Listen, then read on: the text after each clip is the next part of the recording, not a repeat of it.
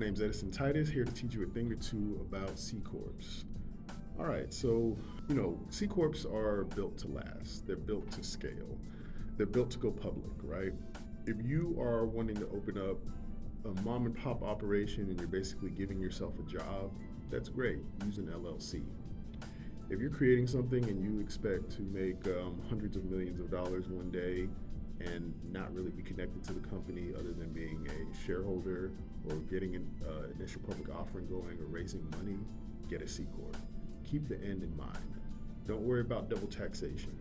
If you are getting double taxed because the entity gets taxed and then you as an employee gets taxed, or your distribution as a shareholder gets taxed, and you're worried about that, then that means a C-Corp is probably not for you. That's just my opinion. I'm not a CPA, right? But here's what makes C-Corps some of my favorites for when you're trying to really grow something big and scale it. There is a separation of powers and a balance that's built in, right? You have to have a board of directors. You're going to have shareholders, just the people who create the company, right? You're going to have a board of directors, and you're going to have officers. This is great for when the business grows and you start to compartmentalize and get specialists in each of their areas, and you start to have certain types of board members who bring something different to the table, and everyone knows their rights, roles, and responsibilities. That's fleshed out in the bylaws. This is unparalleled for separating yourself from your business and letting your business take on a life of its own.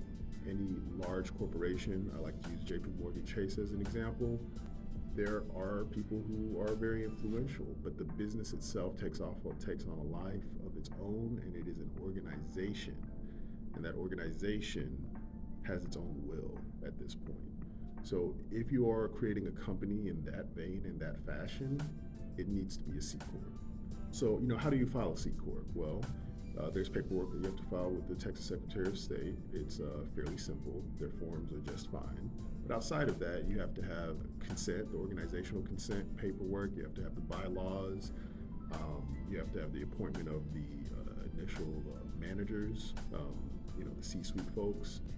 And, you should also create an organizational chart as well as, get your EIN and place that on there as well with all the pertinent information. So you don't have to scramble and look for things. So in a nutshell, you have learned today what a C-Corp is and what it's good for.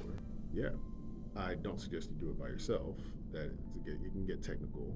But remember, anything that a lawyer can do for you, you can do for yourself. I do not suggest it. And I always suggest that you seek the help of a lawyer. It doesn't have to be me, especially if you're not going it alone. If you have partners or you're married, definitely seek an attorney. All right, y'all have a good one.